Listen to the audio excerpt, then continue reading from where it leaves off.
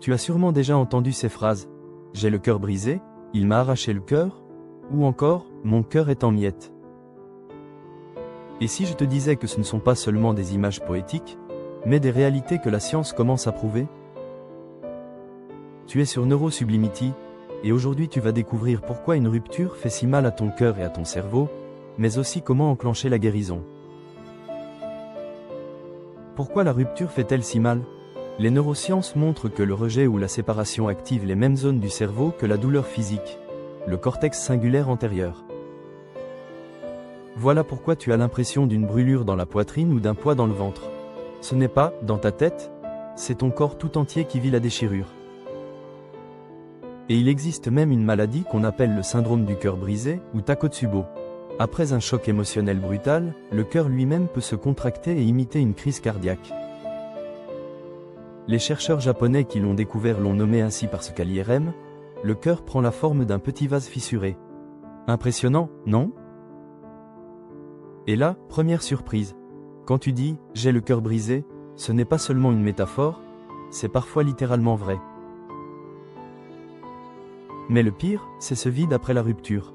Des études en imagerie cérébrale, Fisher, 2010, montrent que penser à son ex active les mêmes circuits que ceux d'un toxicomane en manque. Ton cerveau réclamait sa dose d'amour, de proximité, d'habitude partagée. Et tout d'un coup, c'est l'arrêt brutal. C'est pour ça que tu ressens ce manque obsédant, que tu n'arrives pas à débrancher, que tout te rappelle cette personne. Et plus tu replonges dans les souvenirs, plus tu entretiens cette dépendance.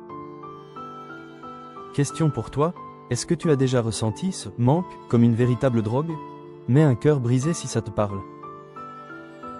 La rupture, c'est aussi une montée de cortisol, l'hormone du stress. Une étude de l'Université de l'Arizona a montré que dans les semaines suivant une séparation, les niveaux de cortisol s'envolent. Résultat, insomnie, immunité en baisse, tension musculaire. Ton corps vit une tempête. Et psychologiquement, c'est une perte d'identité. Tu n'es plus « nous », tu redeviens « moi ». Beaucoup disent « je ne suis plus moi-même ». Et c'est vrai, car une relation fusionne nos circuits neuronaux d'attachement. Quand ça s'arrête, le cerveau doit réapprendre à fonctionner seul. Bonne nouvelle, ton cerveau est plastique. Tu peux l'aider à se réorganiser. Voilà ce que la science nous dit pour guérir au plus vite. Couper le contact. Les chercheurs en neurosciences montrent que revoir des messages, des photos, ou même consulter les réseaux sociaux de ton ex, réactive les circuits de la récompense, exactement comme une petite dose de drogue. Chaque regard entretient la dépendance et empêche ton cerveau de se libérer. Imagine un fumeur qui dit « juste une bouffée ». Cette bouffée relance toute l'addiction. C'est pareil avec une rupture. Exercice. Instaure une règle claire. 0 contact, 0 réseaux sociaux, pendant au moins 30 jours. Tu donnes à ton cerveau le temps de se désintoxiquer. Chercher du soutien social. Les études en psychologie montrent que les personnes qui partagent leur peine avec des proches guérissent plus vite. Le cerveau libère de l'ocytocine, l'hormone du lien, qui apaise le stress et la douleur. C'est comme si chaque mot de réconfort venait recoller une petite fissure intérieure. Exercice. Identifie une personne à qui tu peux parler chaque semaine, même brièvement. Fixe-toi un rendez-vous, même virtuel. Rien que le fait de savoir que tu n'es pas seul apaise ton système nerveux. Pleine conscience. La méditation en pleine conscience a été testée dans de nombreuses études. Elle diminue l'activité de l'amygdale, la zone de la peur et de l'anxiété, et renforce le cortex préfrontal, qui aide à reprendre le contrôle. C'est comme si tu changeais ton mode orage intérieur par un mode ciel plus clair. Les nuages sont encore là, mais tu les observes passer. Exercice. Chaque jour, assieds-toi 5 minutes. Ferme les yeux, mets une main sur ton cœur et observe simplement ta respiration. Quand une pensée douloureuse surgit, au lieu de te laisser emporter, donne-lui un nom.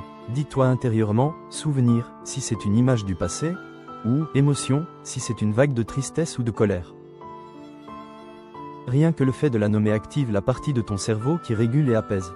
Ensuite, ramène doucement ton attention vers ton souffle. Restructuration cognitive.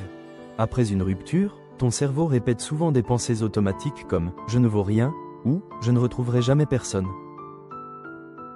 Les thérapies cognitives montrent qu'en reformulant ses pensées, on change la chimie cérébrale, le cortisol baisse, la sérotonine remonte. C'est comme reprogrammer ton GPS, au lieu de tourner en rond dans les mêmes rues sombres, tu ouvres de nouvelles directions. Exercice. Écris chaque jour une pensée négative qui te vient. Puis, juste en dessous, transforme-la en version plus constructive. Par exemple, je suis détruit en « je traverse une épreuve, mais j'apprends et je vais avancer ». Donner du sens. La psychologie positive montre que ceux qui trouvent un apprentissage dans leur rupture se rétablissent plus vite. Donner du sens transforme la douleur en tremplin. C'est comme si tu sculptais une statue dans la pierre brute de ton épreuve. Au début, tu ne vois que le bloc. Petit à petit, un sens, une forme, une beauté apparaissent.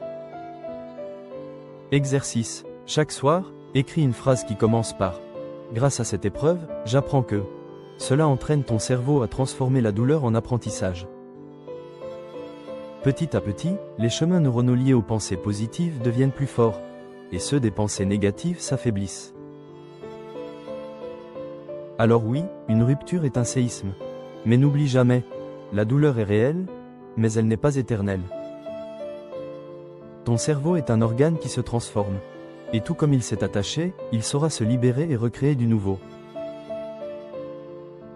Et si aujourd'hui tu mets un pied devant l'autre, même dans la souffrance, tu es déjà en train de guérir.